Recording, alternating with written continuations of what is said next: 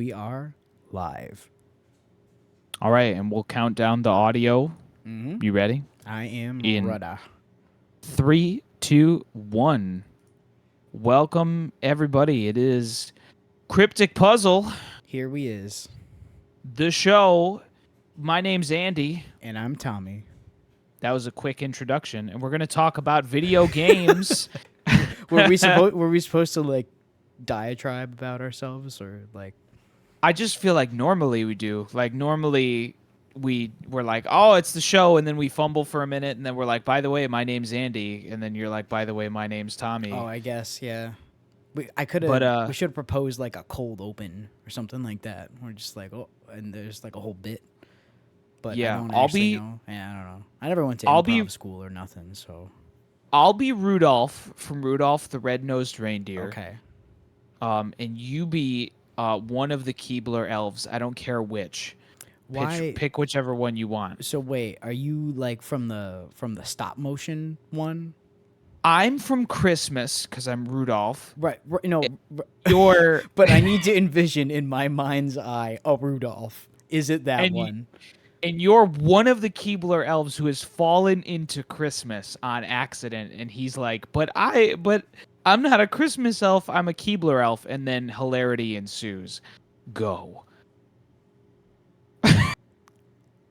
Ladies and gentlemen, we are here today to talk about Prince of Persia: The Lost Crown, Is that what we're talking about? a Ubisoft original, as it says, which is weird to bring up, at least for you and I, because neither you or I are like big into like the super mega corporation video games for the most part. But this luckily got made by one of them tiny studios that like Papa Ubisoft must have forgot about for a while, because they went and they made a pretty good game, you know. Yeah, they did. And I didn't realize until kind of looking at it afterwards that this game has it's kind of like received a lot of flack, and or like a lot of people have kind of refused to play it because it's Ubisoft, which makes me sad.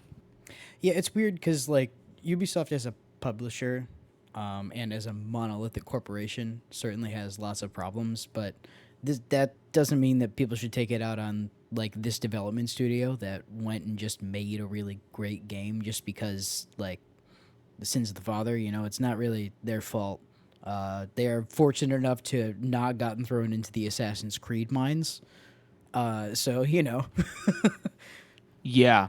Not to derail the conversation because I feel like it's going well, but are you streaming the footage of the gameplay also? should be. Where how come I can't see it? Are you on my? It looks like it's streaming for me on my their stream. So give it a refresh. All right, here we go. Take 2. I see. I was waiting for it to stream on Discord. My mistake. Oh All right, yes, cool. yeah. Right, All right. right, we're here anyway. But yeah, like I feel like that's a larger conversation. Like I feel like a lot of like I don't know, when a lot of big AAA games come out that have received a lot of flack, like people don't play them, and then a lot of the actual developers are like, yeah, but there are like 250 of us, and we like poured our blood, sweat, and tears into this game. So I don't know. I feel like it's a little bit of a gray area. Like there's not a great answer when studios are like ethically not great people or great corporations, but like the people there are like real and have made a great game, you know? Yeah, this could stretch into a grander conversation about capitalism with me, but that's not what podcast is for. So Everything stretches into a grander conversation about capitalism with you. that's the problem. But we didn't make this podcast about capitalism, at least not yet. Cryptic capitalism. Oh no, anything but that. Yeah. On that front, I think it's mostly just that like I feel like people align themselves very personally, like they form an identity around liking a video game or not liking a video game a lot more frequently than other mediums, if that makes sense. So I think that people have a really hard time separating the whole publisher from developer thing. Like they probably don't even literally realize it's not the same thing necessarily. Like Ubisoft could also publish a game that's made by a developer that Ubisoft is no part of, right? This just so happens to have been a smaller studio within Ubisoft. You know, that's I don't know. Right. It's weird. I don't know. I think people should take games on their own merit first, and then we can figure out all the other problems with the industry another time. You know. Yeah, in any case, like regardless of the release of this game and the publishing and the development, it is a great game, and it feels like very clear that the team and the studio care a lot about this project and about Prince of Persia, like on the whole, or maybe not. I guess I don't know as much about the franchise of Prince of Persia myself, but like it feels like they've really given a ton of care to this game in particular, and I think people should play it if they're interested in Prince of Persia or Metroidvania games at all, you know? I'm gonna go mostly on the latter of the two there because this is certainly a Metroidvania, but it plays very much in a lot of ways like a greatest hits of Metroidvanias in general. Yeah. I've played plenty of them myself. You've played far more than I have, and yeah, it's like an amalgamation of a lot of mechanically and quality of life wise very, very, very, very specific, pointed, polished things in the way that the whole thing is constructed. We can Yeah. maybe, I was going to say that we'll get into it, but we can just get over it right now. I'm only remembering characters' names by looking at them on the thing that we're streaming right now. I didn't remember anyone's name or anything about the plot because it's very forgettable. Like it's fine. The presentation's good. I like the art style. It's not like a super heavy hitter in the graphics department, which I didn't realize until well after I had finished the game is that the lead platform for this game was the Switch, actually, which is why it looks the way that it does. Oh, really? I And didn't know apparently that. that's why it runs well on the Switch because it was lead platform for the Switch and they ported it to everything else. Yeah.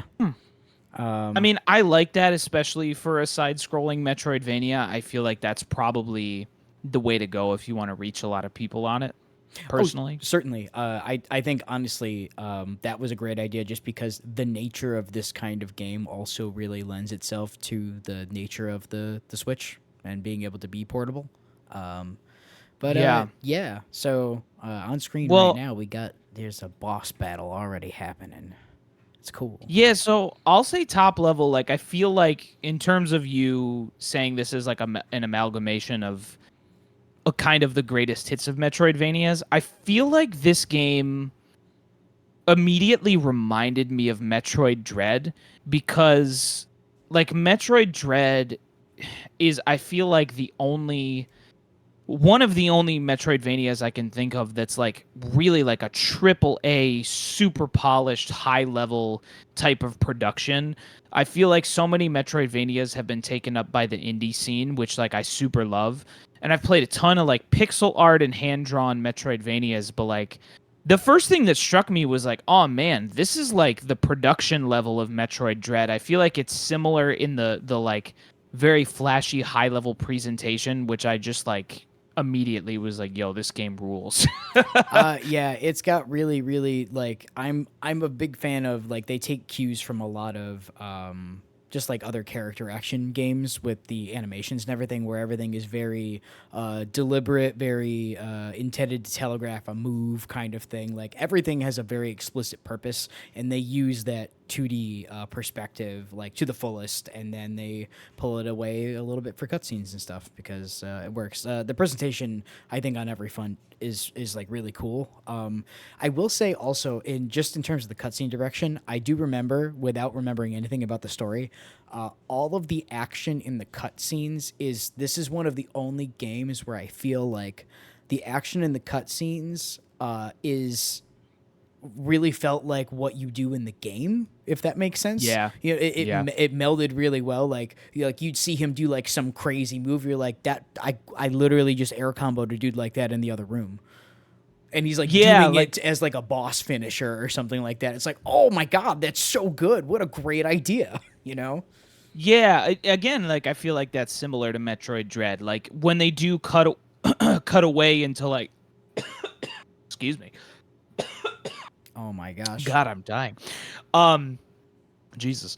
When they do cut into like a quick time event, it's not really a quick time event, but when the camera gets real up close, like it's a quick time event, instead of like, I feel like the effect a lot of games have is like you're kind of pulled further away from the game because you're like, oh, I'm just watching a thing happen now. But because the way they execute it, and I don't know how they pull this off, you feel like closer to Sagron because or Sargon. Whoops, I'm thinking of Sag- I'm thinking. I was like, who's Sagron? I'm like, what is this? This is I was thinking of. I almost called him Sag because I was thinking Zag from Hades, and I got all mixed up. I thought you were trying to. You Um, were like, yeah, and then and then you go and you talk to Updog, and I'm like, what? No, no, I know bro, that's not a character.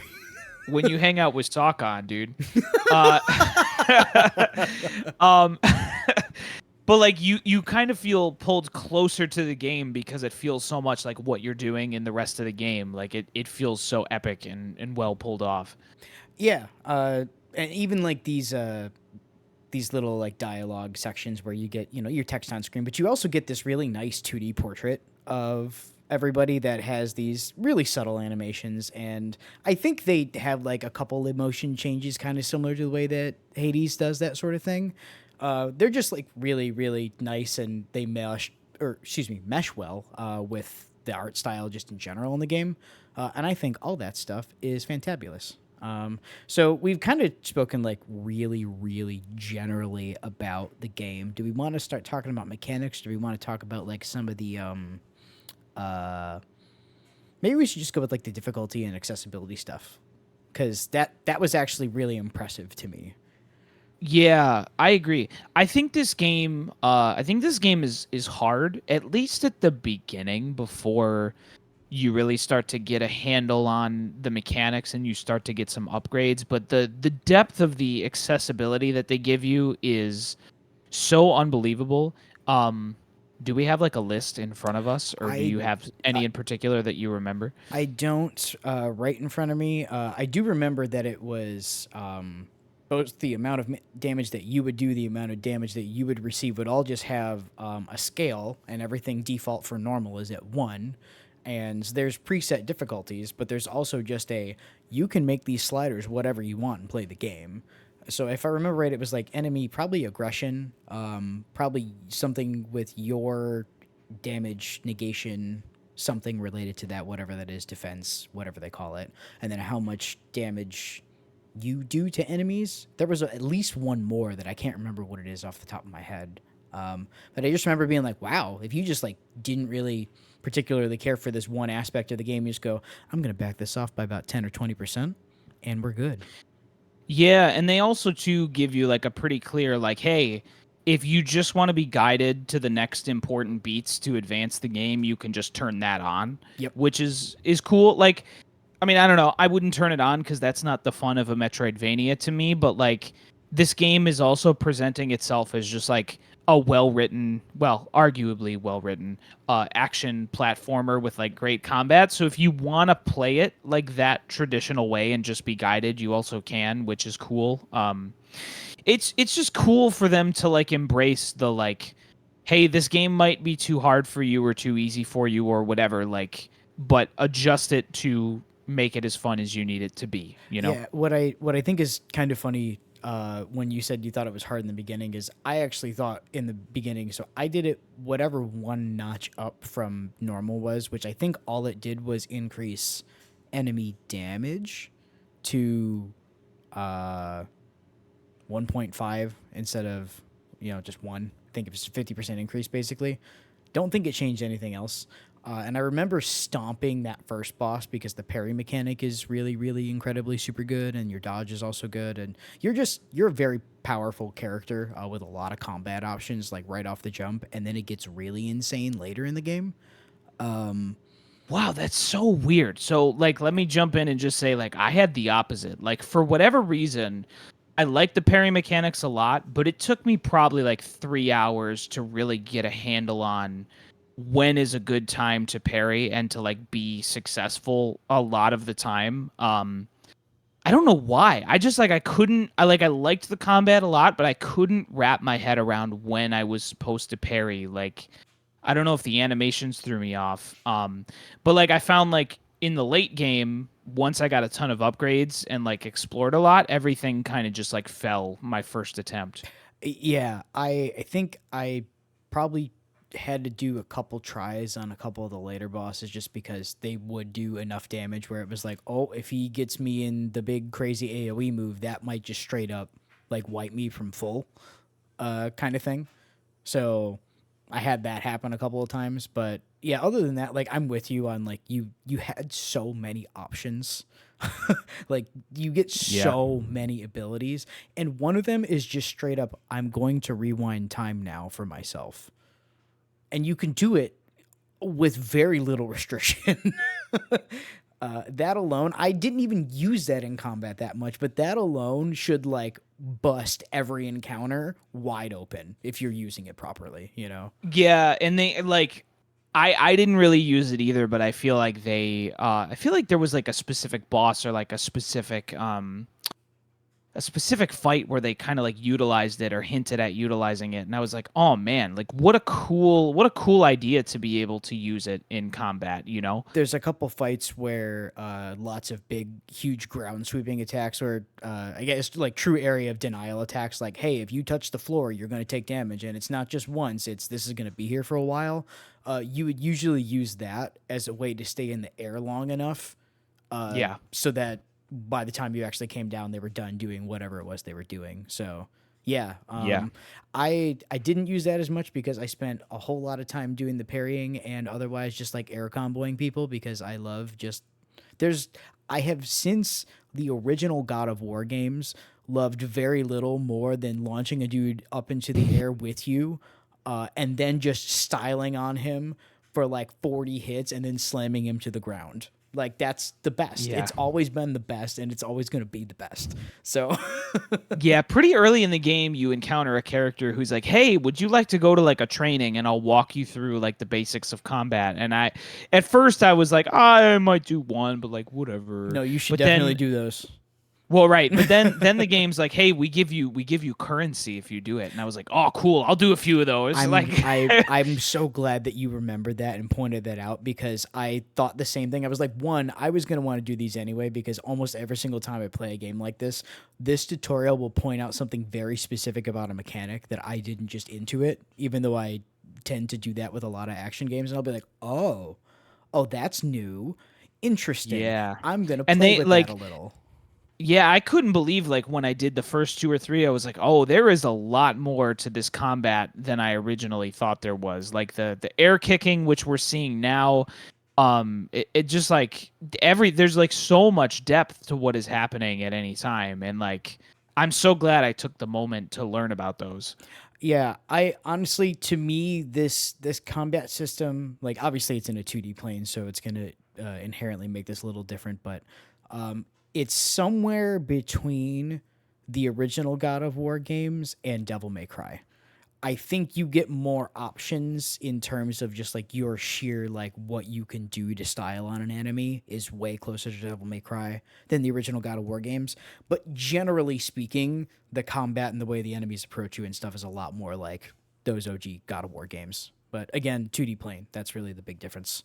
So Yeah, yeah, I agree with especially the Devil May Cry comparison. Like, it's so similar in the way that they just give you so many ways you can dog on the enemies in really cool, flashy ways. Um, yeah, you get swappable supers and stuff too. So you pretty oh much yeah, just get to like pick the way that you want to style on people because you don't have to use all of it. If you're really good and you can use all of it, great, cool. And if you're not that good, just use the one you like, and that'll do the job because it's all yeah. good. I mean, I think the combat too, just like top level, it feels so obvious to say, but it just like feels so good. Like it feels like tactile and responsive and like It's got that just really fun. solid hit stun when you smack an enemy really hard. It's Yeah, great. the juice. Oh yeah, it's just like I don't know. I was pretty captivated by this game like immediately. Like, and you and I had kind of hemmed and hawed like, oh no, it's a Ubisoft game, but people love it, and I think we agreed that I was like I was like, I should just bite the bullet. Like everybody loves it and says it's really awesome. And like 10 minutes in, I was like, everyone was right. This game's awesome. Yeah, we were having that conversation, and then I looked and saw that it was on sale. I was like, okay, well, you know what? I'm just gonna do it because it seems like I'm just taking this opportunity to spend money as I typically do when it comes to impulse buys on video games. But it was a good one because I had heard almost exclusively like glowing things about this game. So I couldn't ignore it. It was really just the like, is it really that good? It just seems weird that this would come so out of nowhere. So Yeah. Well, and maybe it's time to get a little bit like deeper into it. Like I'll say for me, like you said earlier, I am like the Metroidvania guy. I love Metroidvanias. It's like maybe my favorite genre, if not one of.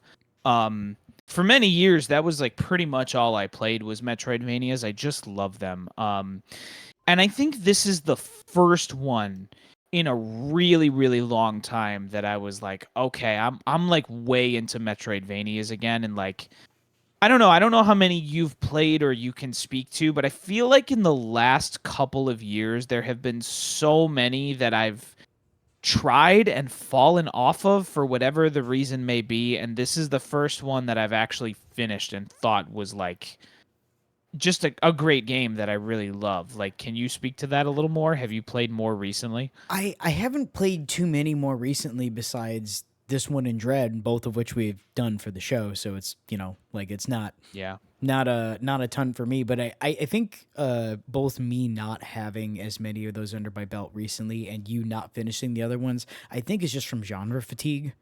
Because of like I can think of a lot of things that I really, really, really, really like that I think are incredibly oversaturated, and there's so many things that are just redundant and worse versions of pre-existing things because there's so many of them, and that's not anyone's fault. It's not that things need to be bad, but when you play so many of them that are so good, and you're like, if I'm so used to nines and tens in the genre, why am I going to play like 57s? Why would I do that? Like it seems like Yeah. a complete waste of time, in my opinion. Yeah. Yeah, I hate to be the Hollow Knight guy, but like I definitely like now like well, first of all, this game has borrowed a ton from Hollow Knight in particular, so I definitely spent a lot of time in the first half of this game being like, "Oh, this game's just straight up ripping from Hollow Knight," and I love it.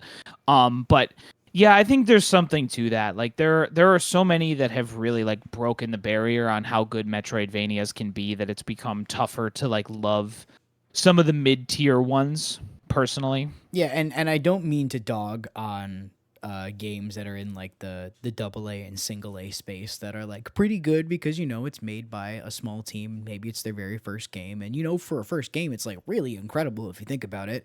But it's not Hollow Knight, right? Because Yeah. what game will ever be Hollow Knight? Like as someone who has not played more than like the first 2 hours of Hollow Knight, like 4 different times, and still needs to do that, and will probably get murdered by Andy if I don't do it eventually for the show. Um, Here's the thing. Forget the Actually, show, you just have to do it. well, yeah, that's true. Here's the thing. We technically made a deal. We can talk about and I'll talk about that at the end when we talk about what the next episode will be. I forgot what Ooh. the deal was. Oh, it wasn't. It wasn't. I don't know if it was explicitly a deal, but I'm just gonna say it now. You have been playing Elden Ring, and you played Elden Ring, and you started playing it again, which is crazy. I like Elden Ring. Um, Elden Ring's a good and game. so I should probably play Hollow Knight. You know, I mean, I don't think you should do it for the show or for some I'm gonna do it contract. because it's gonna become one of my favorite games ever, and I know it because I always start it up and I go, "Oh man, this game's so cool! I can't wait to play more of this." And then something in life distracts me for just a brief moment, and I don't play it for like a month, and then I go, "Well, I don't really remember," and it was really only the first 2 hours, so.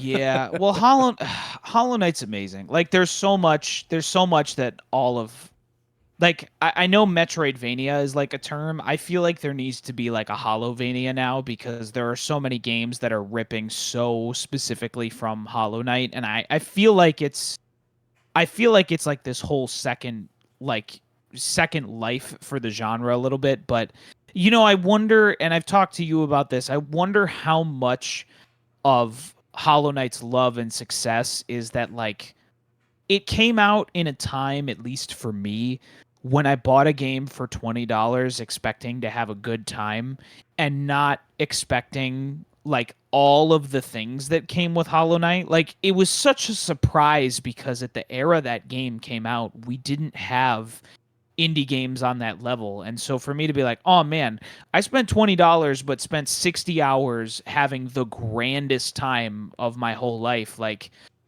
I wonder how much of that even can be captured now because the entire landscape of gaming is so different. Oh yeah, like when that. I mean, we're talking about Hollow Knight instead of Prince of Persia now, but we'll get back there. We'll talk about the things that Prince of Persia learned Prince from of Hollow what? Knight. Yeah, Prince of what? Prince of Hollow Knight, the Hollow Prince of Night Persia, The Lost Hollow. the hash slinging slasher. Did I mention Silk Song's coming out this year? Oh God! Thank you from Team Cherry's PR department, Andy. Number one, he just shows up, lies about it coming out, and then leaves. And he does it over and over again, and everyone just keeps falling for it, and I don't know why. Anyway, Oh God. Okay, what were we talking about? Hollow Knight, that Kickstarter like popped off pretty big, but still ultimately, like even with all the stretch goals and everything for that game, it was still a team of 3 people. And so when they're like, okay, this will probably be a pretty cool game and blah blah blah, and then it coming out and being like longer than many AAA games, and of superior quality to many AAA games on pretty much every front, everyone was like, what? How did you make this? Yeah. What terrible curse did you afflict upon yourself to do this and then sell it for $20? That was like the game that cemented in my mind that I was like, all right, cool. If I don't ever have to buy a AAA game ever again, I'll be totally fine. Like this is the better path to walk. Yeah. For me personally. Here's the thing. We both know the real curse, the Blood Pact, was that the sequel could never get made. Was that what? Resident Evil? No, the sequel could never get made. So Song will simply never come out. They're legitimately trying, but the curse is stopping them, and that's what is happening. I'm convinced it's the only possible explanation. We can't get into it, but I want so bad for like we could do a whole episode on just Silk Song not coming out. It'd be very funny. I want Silk Song more than anybody, but I think it would be so funny if Silk Song just never came out, like just ever, and they were just like, "Nope, oopsie, we never made it." On the complete opposite side of the spectrum, as someone who didn't even play Hollow Knight and thus has no expectation for Silk Song, because I still just need to play Hollow Knight first, and like Silk Song could come out tomorrow, and I'd be like, okay, well, I still got to play Hollow Knight, so like whatever. I also think it would be kind of hysterical in a horrible, morbid way if it just also never came out. I would just love it if just tomorrow they were just like, nope, it never, that was all just like we paid an animator to make that demo like, at the treehouse, fake. Yeah, like 5 years ago, that's the only footage that's ever existed because we made it for that one shot and we're done now, and that was it. Oh, Jesus. Okay, should we talk? We should talk about what Hollow Knight taught Prince of Persia, because that's how we got here. So yeah, I feel like the 2 biggest things they took from it was like so much of this game is just straight up the path of pain from Hollow Knight, like in a good way. And they also borrowed the charm system, which was really great. Which is like just the whole was like, is it like the same charm system as Hollow Knight? Yeah, straight up. So like in Hollow Knight, you have X amount of. I think you start with like three like charm points to spend, and all of the charms cost a certain amount to equip or whatever. And yeah, it's just this game just straight up ganked it, which is fine. I like that you can upgrade the charms in this game a lot because I feel like that it was really cool. Like early in the game, I was like, cool, I want the charm that will increase my max health temporarily, and I want the one that will increase my physical attack. And like you kind of like quasi make a build, and then as you get further along and can upgrade them, you're like, oh, cool. Well, I'm just like sticking to my build but getting better. I really liked that. Yeah, it's kind of like I was saying before, where you get a lot of tools, and you're probably not going to use all of them unless you're like really super crazy good and want to experiment a ton with it. Which, even as somebody who considers himself like reasonably good at these like types of combat systems, I don't do that stuff. I'm not that kind of player. I'm definitely not that good. Yeah. But I kind of see where you're coming from with like builds, because in the same way that you are just like, well, I'm just going to lean on these few tools, you find the few talismans that you like and you level those ones up first at least, and then you find a new Yep. one that you like even more that actually fits your play style really well, and you go, oh, I'll level up that one now too. So yeah, I thought it was good. They were. I don't remember if there was any that I was like, why would anyone use this? Yeah, they were all great, even if I didn't use them. Yeah, I definitely For didn't use sure. them all, but yeah, I don't ever remember looking at one, because even like leveling up like the arrows and stuff that you get, like initially it's like I like never used the arrows in combat unless I had to, because I just preferred melee combat in the way that feels, not because the Yep. arrows were bad. Because actually, I assumed that if I had like leveled the arrows up and stuff, because there was one talisman that goes like, it will make it so that your arrow does like 70% damage instead, but it shoots like five of them in a spread. So if you had Yeah. like Yep. leveled everything up and then put that thing on, like you could probably use primarily the bow as a weapon in a lot of cases, and it would work pretty well. So yeah, Yeah. you just get a ton of useful ways of like, I wonder what would happen if I did this. It rewards experimenting with that kind of stuff, which is cool. Yeah. Yeah. Yeah. It's just a great like upgrade, like leveling system, quote unquote. Because you don't really like level up in the traditional way. Um yeah, and I mean I feel like so much of this game too, like we're seeing now, is like the quasi precision platforming, which again is like just straight up Hollow Knight, the Path of Pain, like without a doubt. Like all of the areas where there's like the big rotating like spikies and stuff that like knock you back and make you reset. It's just like, oh, that's just Hollow Knight, Path of Pain. I'll Like I'm um into it. I'll speak on behalf of the Prince of Persia side of this just a little bit, because that is kind of always been the franchise's thing, was like puzzles and traps and navigating, and like the original one is like strictly a platformer.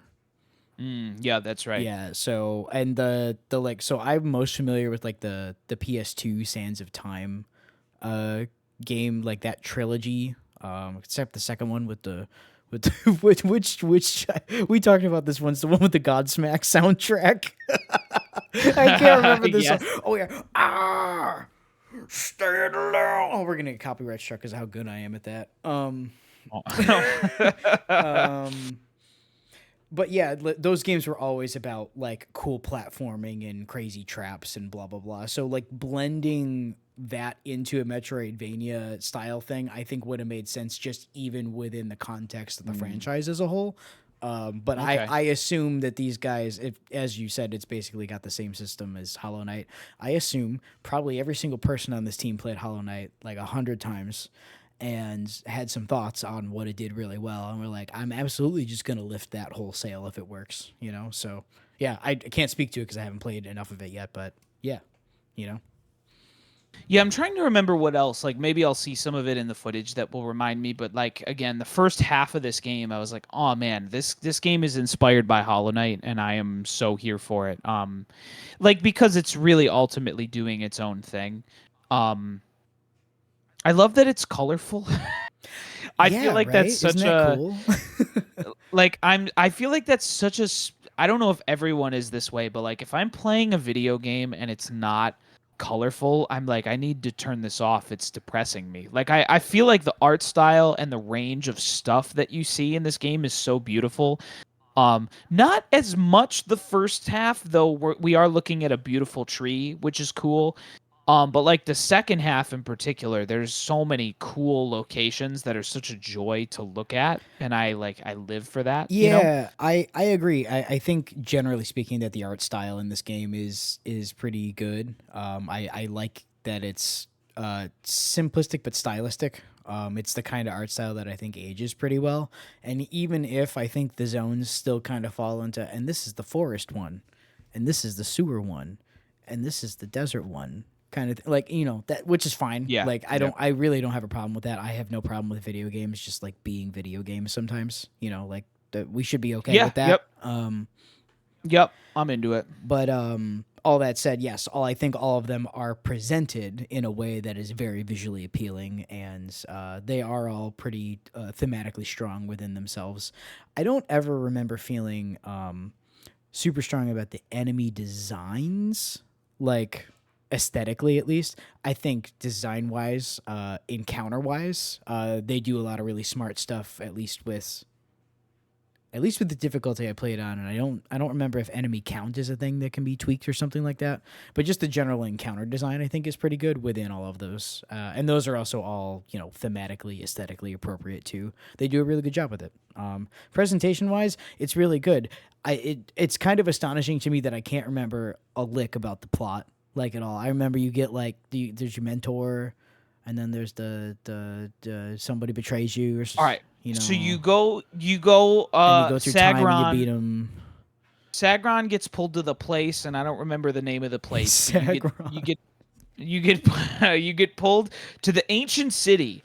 And Prince Hassan, I do remember this actually. Prince Hassan was kidnapped by like someone who's in your kingdom. Oh yeah, Prince Hassan, who Um, is in this game the Prince of Persia. You do not play as the Prince of Persia in this game. You are someone else.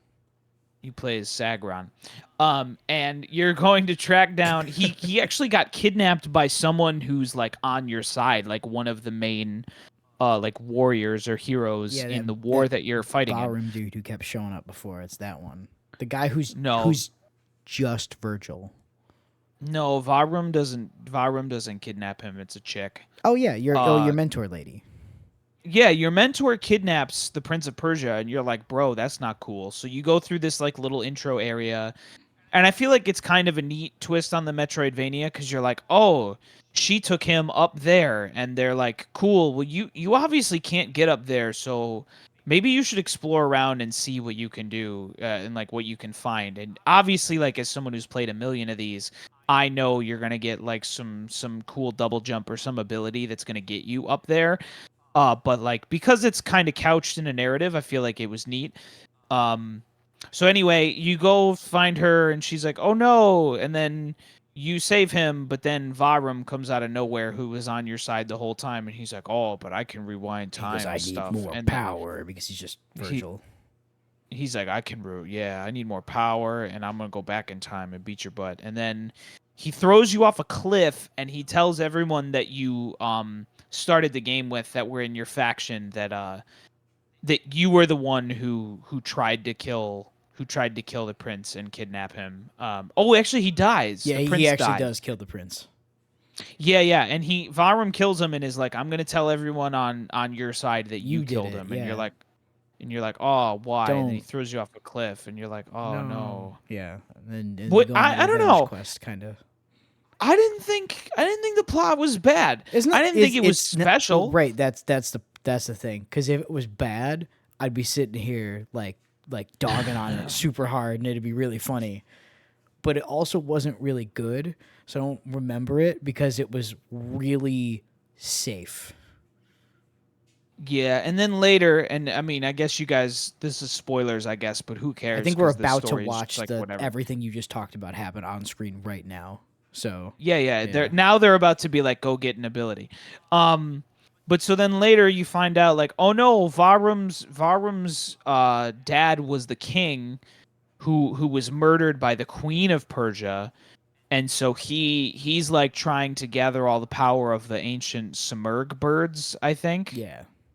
This And the Simurgh, so and then there so was he can some get other revenge. thing. Yeah, I don't know. It was. But there's weird. also I watched a good video on this game that pointed out that there's like some very specific plot holes. The biggest one being that like wouldn't the Queen of Persia, like apparently the Queen of Persia murdered Varum's dad in front of Varum. Like Varum saw it and she knew he saw it. But then like why would she just let him be part of the ranks like nothing's going on? Yeah, Like and also that's the leader of the group that they call the Immortals, who all clearly have superpowers. yeah, right. Like that is such a big plot hole, but I guess whatever. Yeah, again, it's the plot was there to serve as dressing to get you to the next part of the map.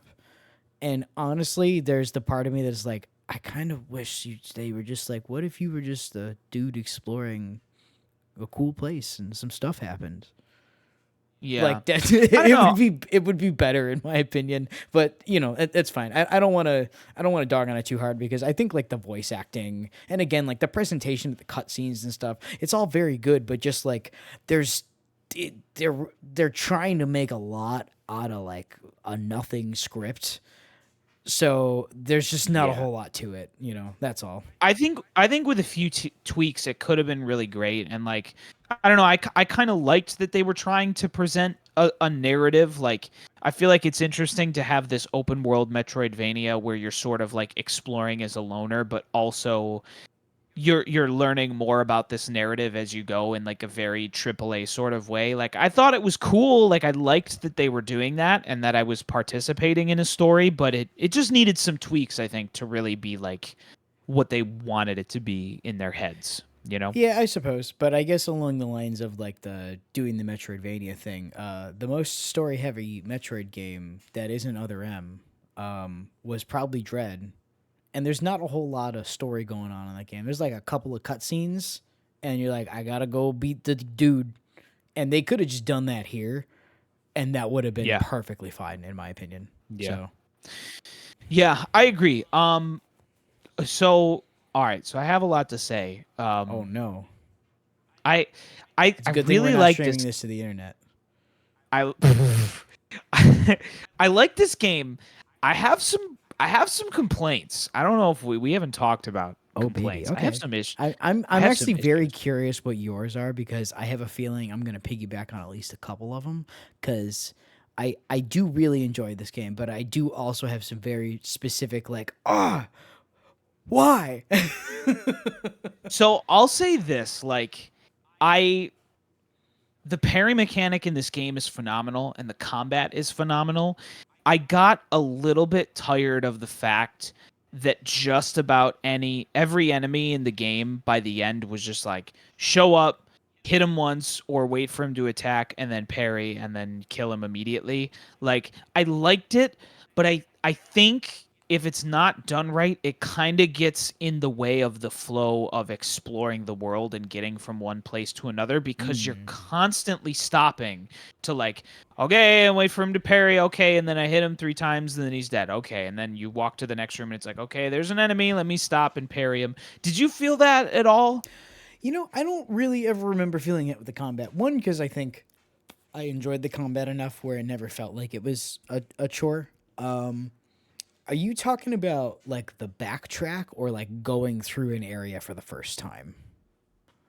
Mostly the backtrack because the first time is pretty good because I feel like a lot of the first times are kind of like set up in this linear fashion where they're almost like a Super Mario level where like you're going from this walk walk tree to the second walk walk tree and on the way there's like 3 secrets that you discover which is kind of cool.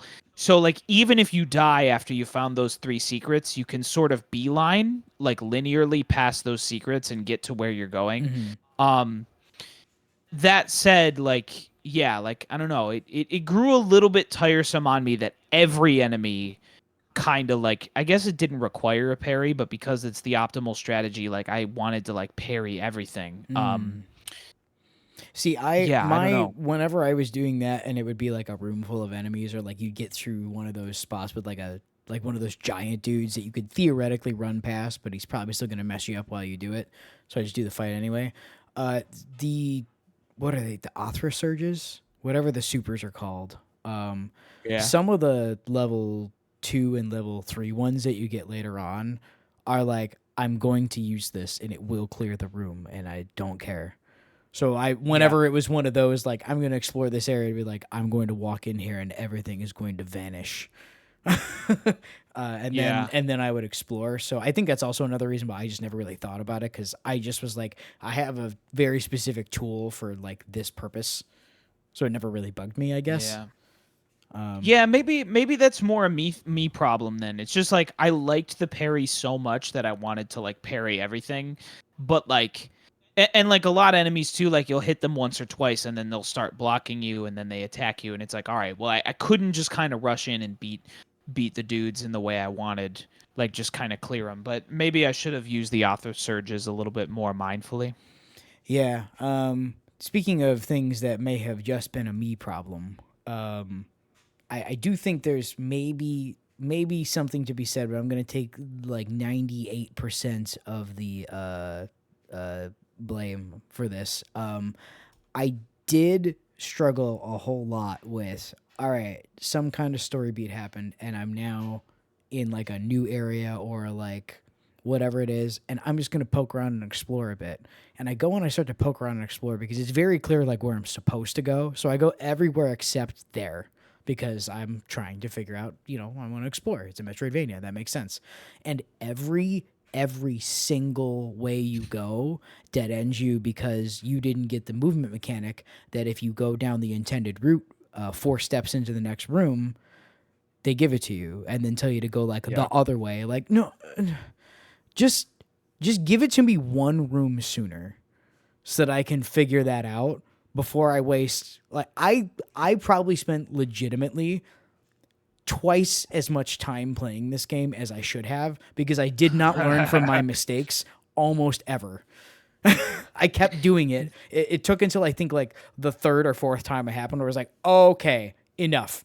All right, I'm just gonna keep going and I'll do cleanup later. I don't care anymore.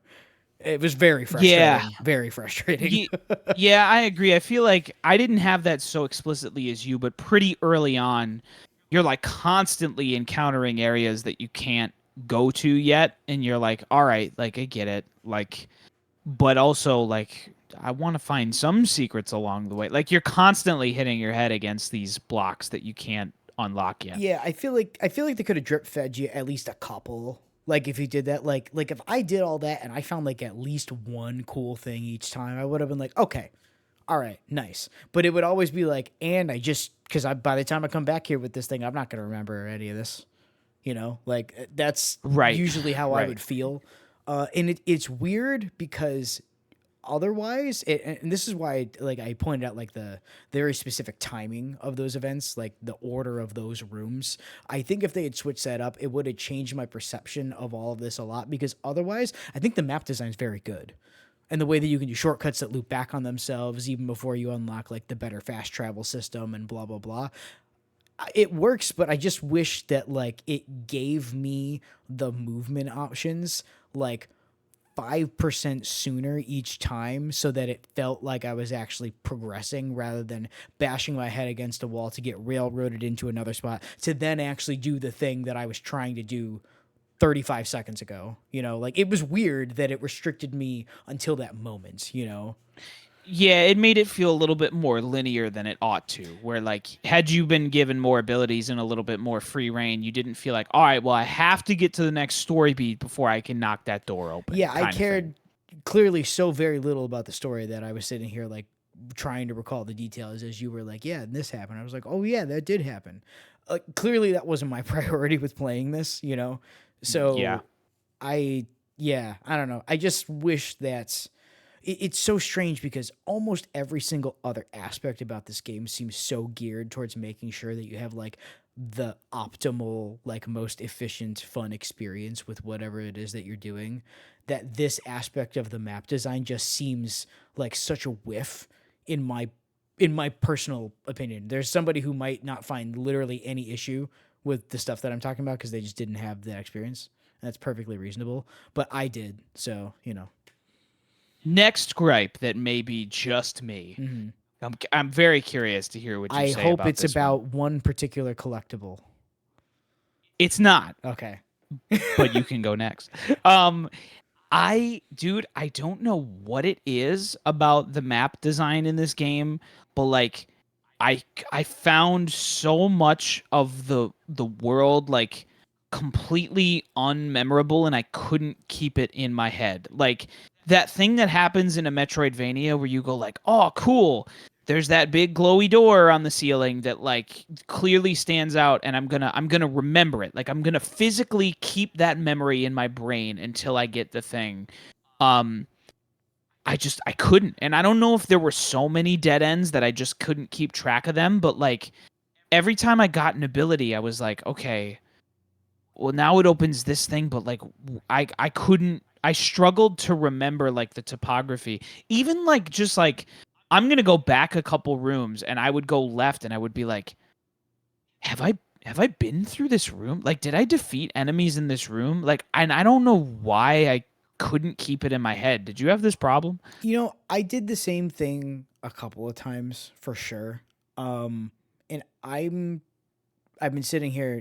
Andy and I are on a Discord call doing this right now, and we are on video. We are not recording a video, but I was sitting there like visibly like pondering because I'm trying to think of like what it is about this that made me have that experience, and I can't think of anything in particular. But the one other thing in my head that it did, and this again, I'm sure it's just a me thing and doesn't affect other people.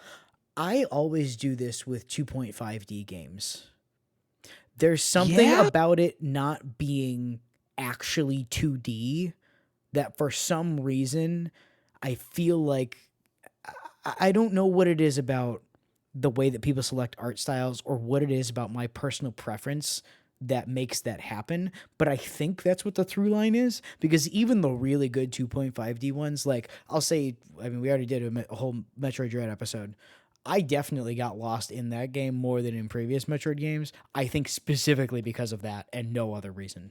Not because the map I, design was different, because it really was very core how they do Metroid maps. But I would just do that because I'd be like, oh yeah, I don't know. I just don't gel with the art style as much. I would prefer if we had super fancy pixel things, but that's just not what we do, you know? Yeah, I think I agree. Like, I don't know what it is about it being in quasi 3D that my brain can't hold on to the space as much, but I don't think I had as much of a problem with that in Metroid Dread for whatever reason, but I think you may be onto something. Like, I I think hadn't considered that. I'm looking at the screen right now going like what is it about this that would make this seem more generic compared to if it was in pixel art? And I think I figured out what it is cuz you're looking at everything at a tiny bit of an angle. Um is Yeah. there's something with the perspective on that? That and like it's not you have to, because you have to parse more visual information, you have to like decide what the layer of the game is that's That's interactable, and literally what I you was have just gonna say was like the layers are far more distinct in a 2D game as to what it is you're supposed to be doing or looking for or blah blah blah.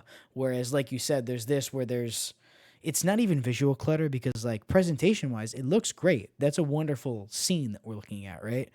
But if you told me that I was gonna commission somebody to make like a crazy 2D pixel art version of that exact still, it would be so much more distinctive in my head. I know it would be. You know, I yeah. I don't I Yeah. don't I wish I could better explain that. Maybe that's some sort of cryptic puzzle we can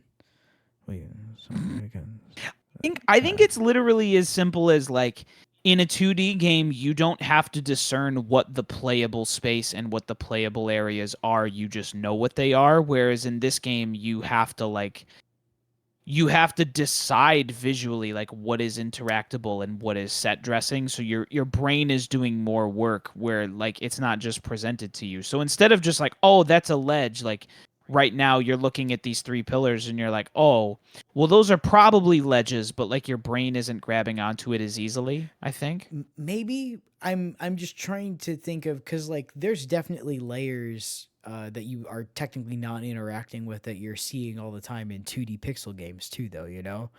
But I don't know what about the way that I don't know if it's literally just the fact that it is 2D and it's just pixels and there's not literally a third dimension that they're not really using as much for anything other than, artistry really here. Um Yeah, I mean, I guess there are things you don't interact with, but I don't have to like think or work to figure out what is yeah, interactable and there's what's not. there's It's like just like obvious. some microsecond set of layers that like short circuits my brain a little bit in comparison to 2D games. I don't really know what it is, but I'm glad that like I said that and you were like, "Yes, I think that's true." And that I didn't just sound like a crazy person. No, I think for me in particular, I think that's like maybe 75% of the reason. Um, but yeah, okay. So you had a gripe about collectibles. Yes, so I'm going to talk about one really fantastic feature of the game that I personally just didn't use as much as I should have. So when it comes to the exploration thing, so we were talking about not remembering things and blah blah blah. There's a really awesome feature where if you look actually on the screen, if you hit the down button on the D-pad, you just take an in-game screenshot of what you're looking at right now, and it puts it on your map at that spot. So if there was ever anything visually distinctive that you're like, I want to come back here and do this, you just hit the button and put it on there, and you have a limited number of these for some reason. They made this a Yeah. collectible that you could increase the max number of these that you can use. Which, why? Of all the things in this game that they figured out how to dial in and like polish to a mirror shine, why was this not just a thing that you could have unlimited? And either not even put those collectibles in places or replace them with something actually useful, because that to me of the objectively bad design decisions that happen in this game, I think that's the only one that I think is truly just like, why would you do this way? This is such a stupid idea. Well, I'll propose maybe why and push back on you because I didn't use those at all. I refused to because I felt like by placing that on the map, that took the fun out of the Metroidvania for me, which is like remembering and engaging with the space. And I knew if I just put a little dot on my map that says remember to come here, I wouldn't my brain would like file it away as like cool, we don't have to remember that and it wouldn't stick with me anymore. So maybe them trying to limit it was them trying to encourage you to still engage with that part of the Metroidvania, whereas if you could just file it away and mark every point of interest, you wouldn't do that at all. Is Counter that possibly why? Counterpoint. I don't think there's Okay. enough visually distinctive stuff for you to take a screenshot of that would make you even want to do that to begin with. So I don't. Okay, yeah, I guess I fair. also don't think that incentive works at all for a completely different reason. Personally, Yeah, I understand the gripe. I personally like was not upset by it because again, I was like, well, that's not. every time I I'm not found going to one, I was engage like, with "What that. a complete waste of time that was."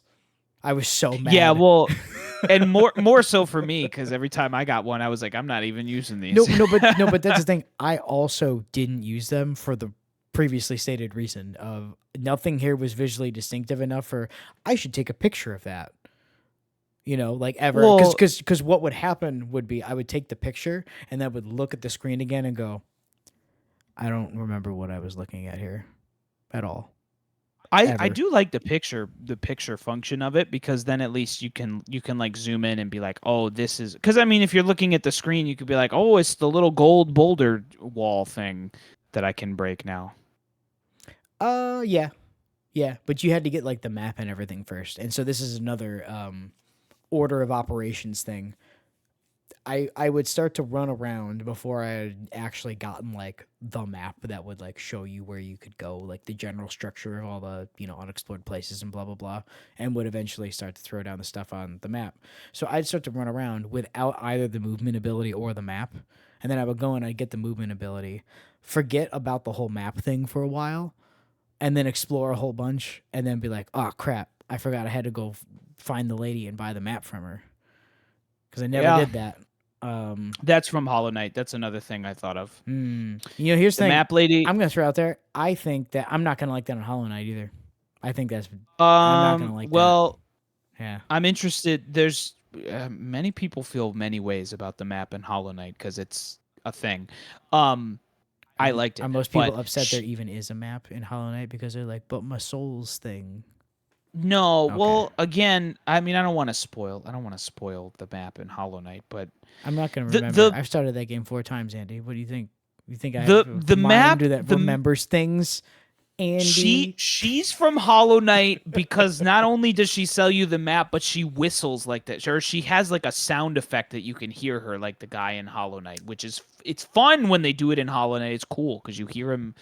He like hums to himself. But no, the map in Hollow Knight is purposefully it is purposefully hard to access and not that detailed because they want you to use it as like a very limited guidepost, not the way this game or Metroid Dread uses the map, where like you look at it and there's a ton of details. They purposefully make it very like limited, and a lot of people don't like that. Hmm. But We'll see. all right, I have two and a half more gripes. Mm-hmm. What this is gripe 1.5. Okay. Too many of the upgrades I felt like were just straight up keys that I could use on doors, quotes on both. And the half gripe is they made me wait way too long for the double jump. I was like, when they gave me the double jump, I was like, bro, like, why even make me wait this long for the double jump? I spent like 10 hours being like, I just wanna jump better and feel better as I move through the world. But so many of the upgrades, like, yes, they were cool, and yes, they had combat abilities, but like, I didn't use like the time rewindy one where you make the little marker and stuff, and then you teleport to it.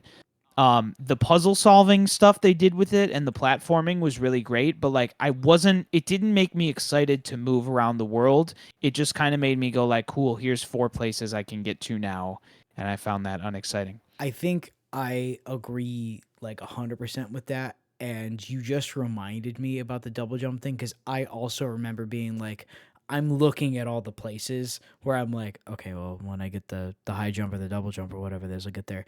And then I'm pretty sure, I might be wrong about this, but I think the reason why it stuck with me is because you get the you throw the chakram and then teleport to it and it'll let you get through the gates. I think you get that first, Yes, which you is do. also a thing you can use to get higher. So Yep. it really made me go like, what? Like on one hand, like, you know what, you're right. I really do wish that we got like the higher version of the jump much sooner, but they would have literally had to have designed all of the maps completely differently around that. So I get why there was probably like a, oh, okay, got it. I Well, we're not going to guess, do but it's that. like, But also like, but again, like the thing that I just said undermines that because you get a way to get higher very fast. And also, I'm going to piggyback off this again. There was no reason to do anything platforming wise if you were near a wall once you got the air dash. Because if you could jump off a wall and then air dash directly back at the wall, you could get as high as any vertical surface in that room, no matter what. yeah, right, which was like problematic.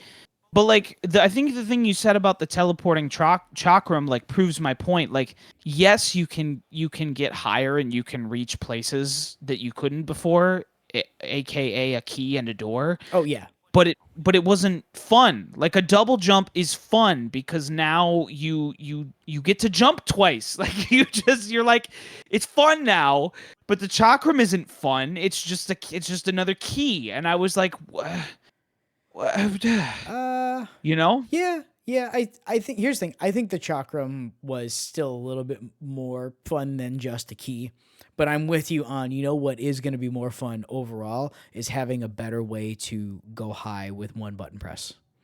I mean, it was slightly more fun than a key, but I didn't like use it. Like I wasn't like I'm gonna cross this room and now use my chakram for fun to get places faster. Like it would be more of a pain to do that than Right. just run and use your air dash. I guess the reason why I don't want to dunk on it too hard is because even though I wasn't the person who was this guy, but between doing that and the teleport and like the backwards time thing, like I'm just imagining the amount of like war crime nonsense you could do with just that like on its own, and like that sounds really cool to me, and so I have a hard time hating on it too much, but I'm also with you Yeah. in that I didn't use it. So like, you know. Yeah. I agree. I think they put a lot of work into like, can we come up with novel power ups? And I think they did. I think the time rewindy and the chakram teleport is cool, even though the chakram teleport is just like from Axiom Verge essentially. Like again, another greatest hits Metroidvania. Um, Oh it, yeah, it I is guess that I cool. forgot about that one. I never finished Yep. Axiom Verge, so yeah.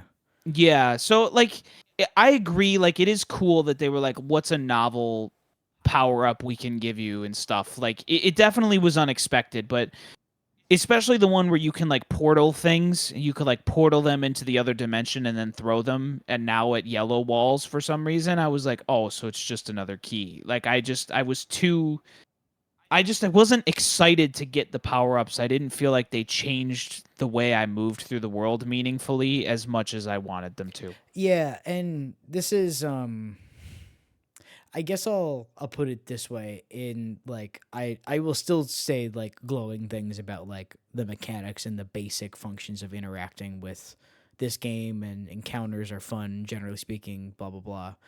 But um I think this game does a really good job of doing that greatest hits thing and dressing up a lot like a Metroidvania, but it does still really miss, I think, some critical points that it doesn't. It's not even that they're like awful for the most part, right? Like They're pretty minor gripes. yeah, they're minor gripes, but like when the other things are so polished, these other things, man, they stand out. Like holy Yeah. moly, do they stand out? And that may in some ways make this seem like a like I don't want this whole thing to sound like we're dogging on Oh this no, game of for like an course hour, not. because like I really like this game. I do want to make that very clear, but I I I just want to like explore those very specific things, because I think some of them could be fixed with like some really subtle tweaks. At least like a lot of the issues with them, maybe not perfectly, but you know, Yeah. I'll move into my final gripe then, yeah. which is maybe a point 0.5 gripe. Um and also into like the larger point, I guess, potentially. I didn't I felt like backtracking in this game was generally pretty miserable and boring because moving through while moving through the quote unquote levels the first time was really engaging because you had to learn the enemy placement and find the secrets. Going through them again was not fun because there wasn't much to do. I found a lot of, because I wanted to parry everything, I was like constantly slowed down. I felt like the flowing of the movement through backtracking and through the world was a little tiresome. And I honestly like with all of this was a little bit like I wouldn't be mad if this was kind of just a linear level based platformer because the core bones of it are so fun that I was like, I like that it's a Metroidvania, but I don't need it to be. You know, You know? I didn't really think about it that way until you just said that. Yeah. And I my think if knee I were jerk to replay reaction is to agree with you on that. I think if I were to replay this game, which I might because it's so fun to play, like unbelievably fun. I think You I just might turn beeline on it. Yeah, I think I might turn on the thing that's like, "Hey, just point me to where the next objective is," because like just getting to that next objective is so fun and you can find secrets on the way and you can backtrack if you want to, but like I think the middle maybe like 40 to like 90, maybe like 40 to 80% of this game I was like this is getting to be a slog for me because I'm just kind of running from point A to point B and I'm not having that much fun. And like once I find the way forward, I have fun until I need to backtrack again. And I found that middle section to like wear on me a little bit and not much. Again, I don't want to dog on this game. This game is awesome. Like I really like this game. Yeah, I think I'm with you on a more linear version of this game. I think um, would help its strengths shine more and hide some of its weaknesses, because almost all of them are about sequencing of events for me. Yeah. If you had just done a few things in a slightly different order, almost all of my problems with them go away. So I think I'm inclined to agree with you because at that point, if everything stages, it's much easier to like, well, you clearly are going from A to B to C to D to E, and even if they figure out that well, actually F should be before D because that works better, they would just do that. They would be like, I click and drag the stage order, Yeah. and that's pretty much it. It's Yeah, not I mean, literally like, that simple, but it's almost that simple.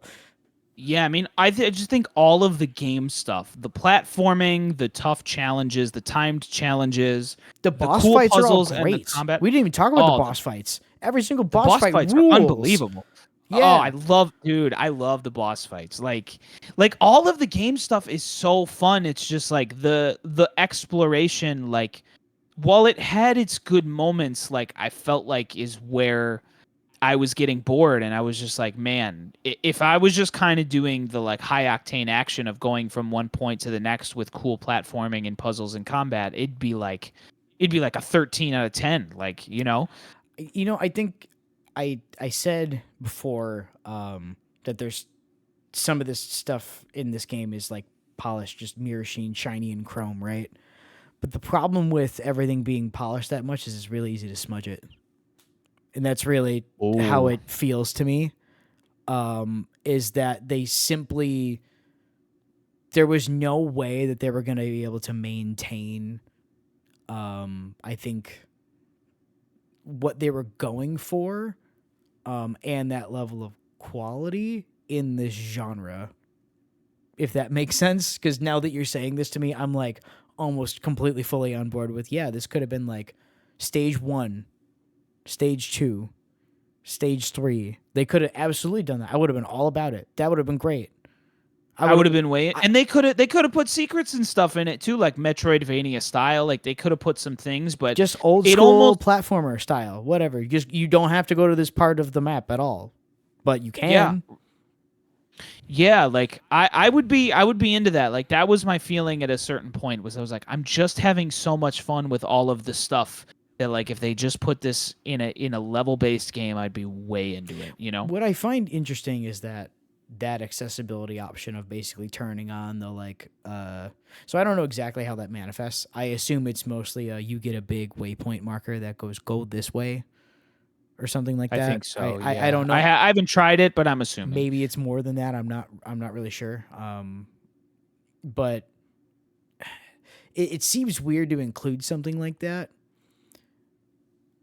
Yeah, right. It's a little bit of a concession, and I don't know, like maybe that is a harsh criticism that we're levying on it, but it does feel like a concession that it's like that feels so at odds with it being a Metroidvania in the first So place. this is where we already had a conversation about accessibility as a concept within the Crab's Treasure because Souls like and blah blah blah all that kind of stuff.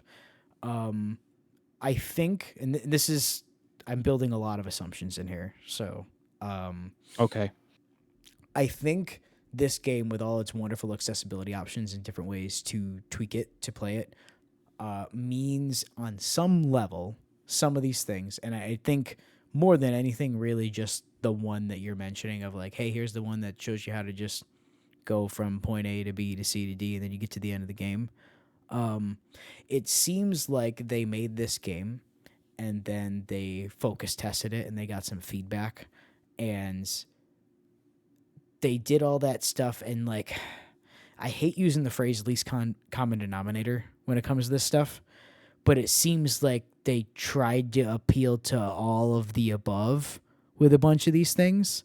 And there was probably somebody who had a really strong argument for like, hey, this game maybe it should just be a linear thing. They're like, well, we already made it a Metroidvania, so we're not going to go back, which makes sense, from a business perspective. I can't really super argue with that, right? But it feels like on some level, maybe you know what.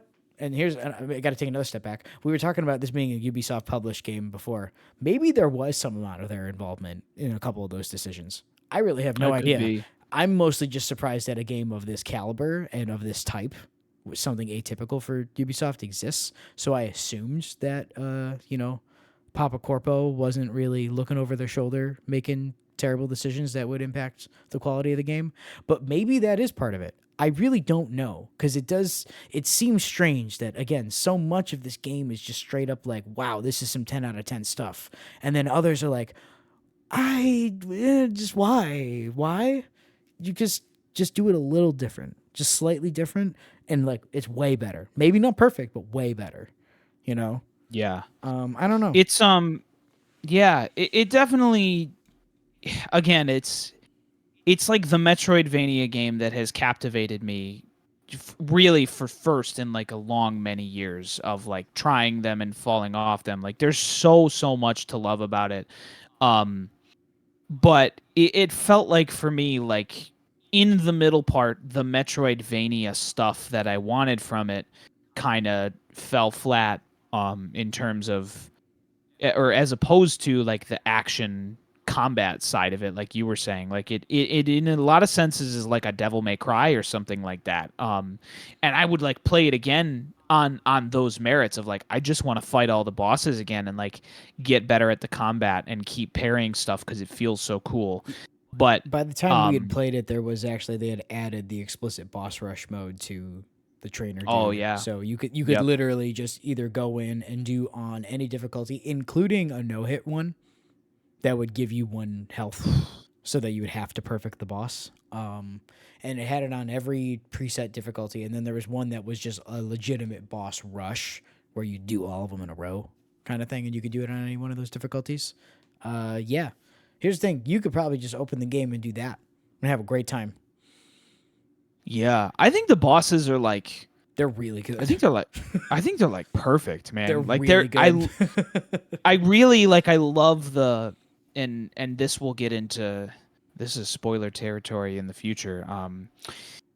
I feel like this is like the philosophy to boss design that I really, really love, which is like they're tough, but they're extremely readable and able to learn. And like when I, like, for example, this boss, the Jahandar, like when I beat him immediately, I was like, well, I know him so well that like if the game shut off and I had to do it again, I could just do it again. Like, and I would feel extremely confident in what I've learned, like, because the patterns are so readable and so executable, you know? You know, I'm not gonna lie. I really can't wait to have that boss design discussion with you, so that I can tell you that you need to go back to playing Dark Souls 1, Andy.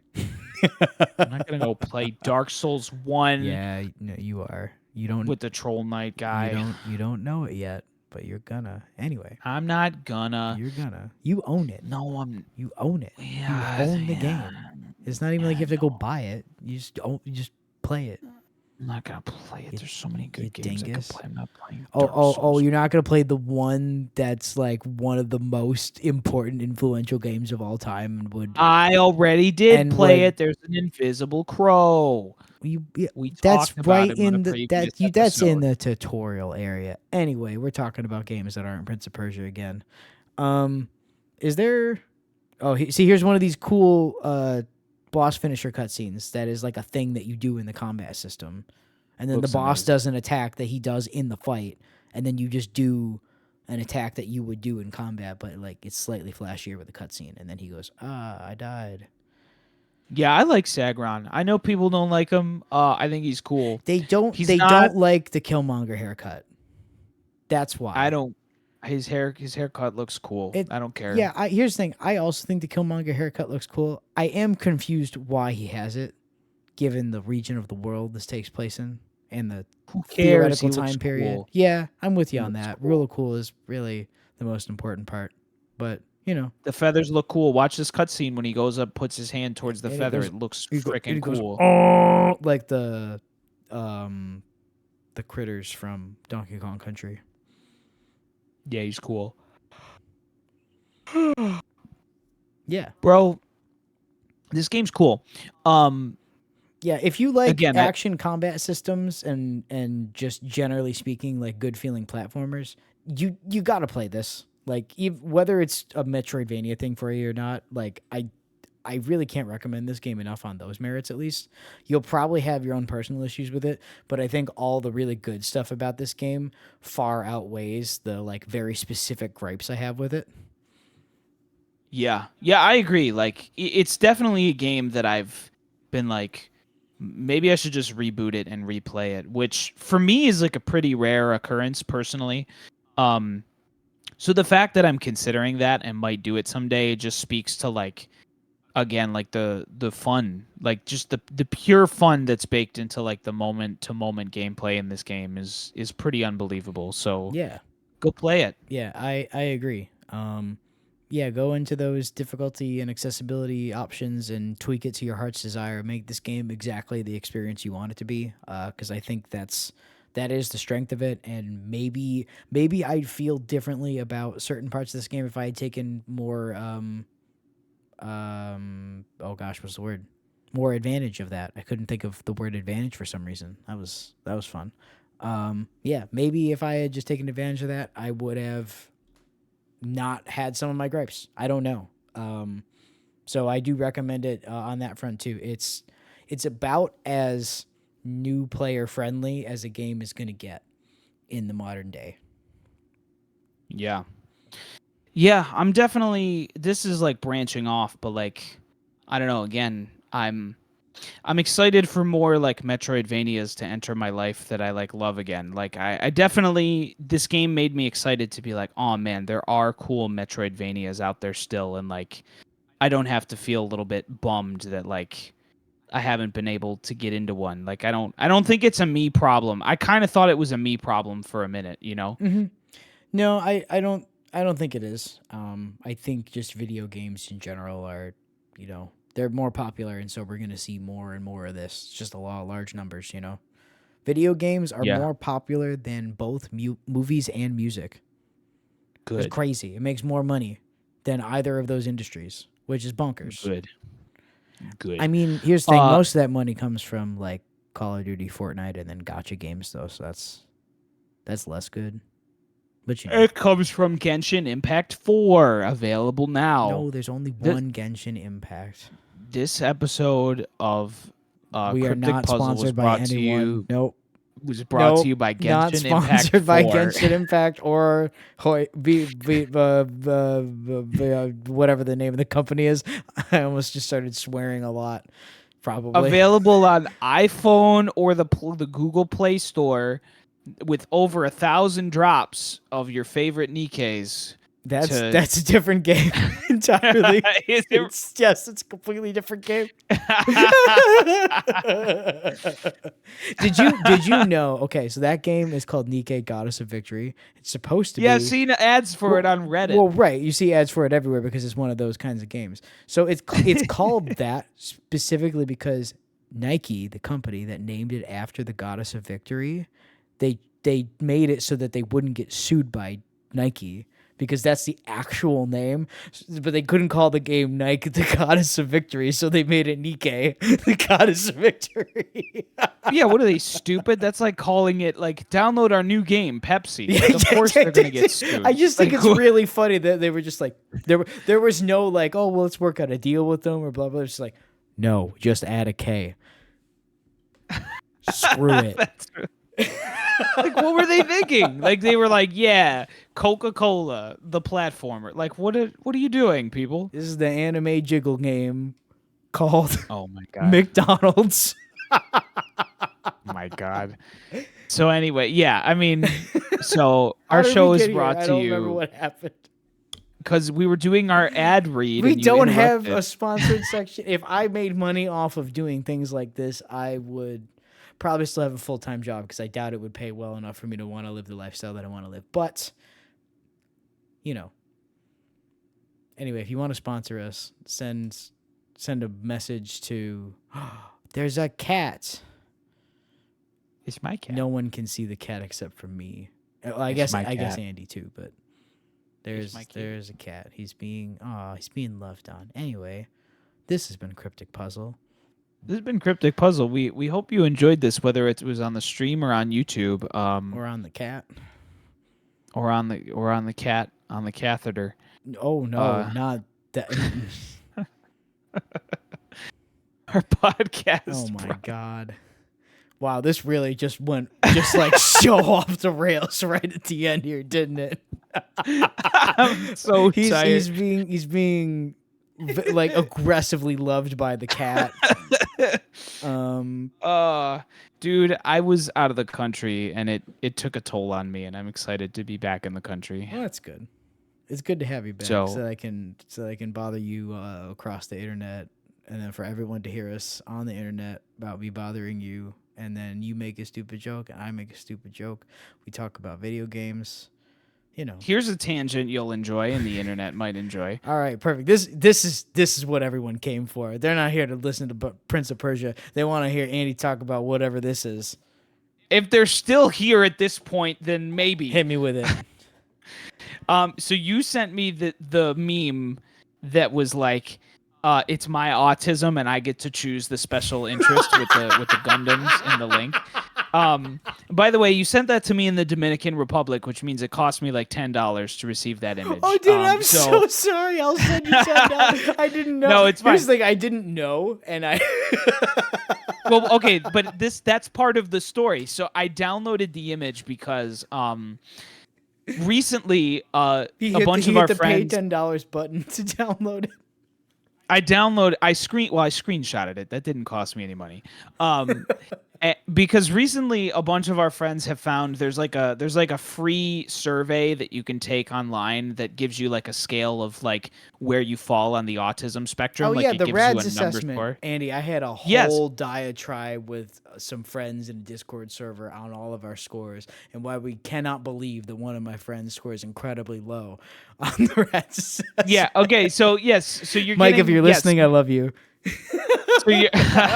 So you're in the right zone. So our one friend, she scored like pretty high, and we were all surprised by it. But like since then, every time I see her, I'm like, "Yo, bro, you're like mad autistic. Have you changed your life since you've taken that scale?" Like, and we all joke about it. But so I saved that image you sent me, and then waited like 6 days. And when I got back in the country, it was like the first message I sent to her, and I was like, "Bro, I got this image like 6 days ago, and I waited until I was back in the U.S. to send it to you, so it wouldn't cost me $10."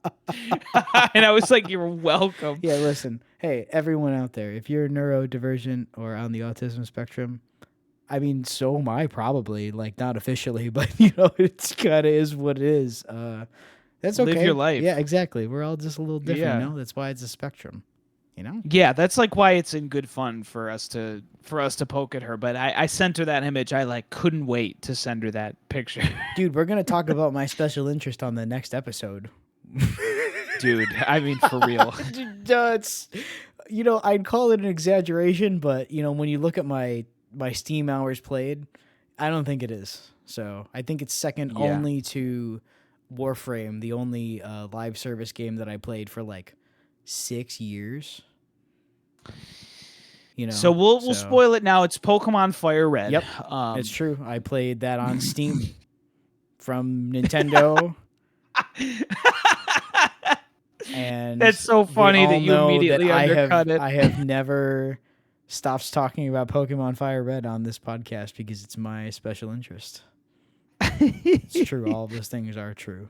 You know, I mean, I'm having fun playing that game now after 200 hours of sucking at it. You know, I obviously we're gonna have to wait for a whole other episode to get into it, but I really let's maybe we should do this as a segue into the next episode because we will certainly be talking about Elden Ring, the big one, the best thing humanity's ever made, ever. It's up there. It's pretty. You know what's really funny? If I had asked you a month ago if you liked this game, you'd be like, I don't know. I think I hate it, but I don't know if I hate it.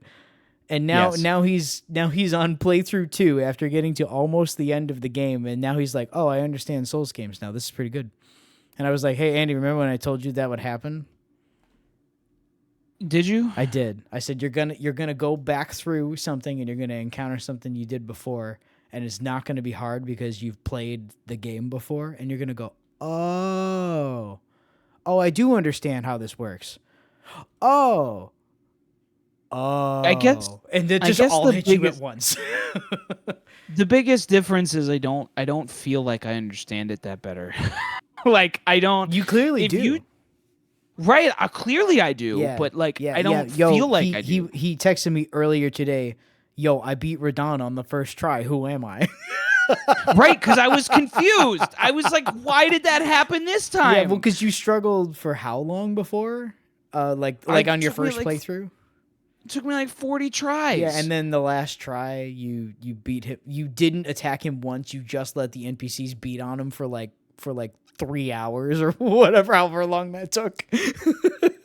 Yeah, because when I tried to like go in and attack him, I would die immediately. So I was like, well, I'm giving up on that strategy. Yeah. Anyway, yeah, this is we'll be talking about my special interest, Elden Ring, and Andy, who has not played the DLC. But all right, Andy. I don't know if I told you this. I'm pretty sure I told you this. Maybe I didn't.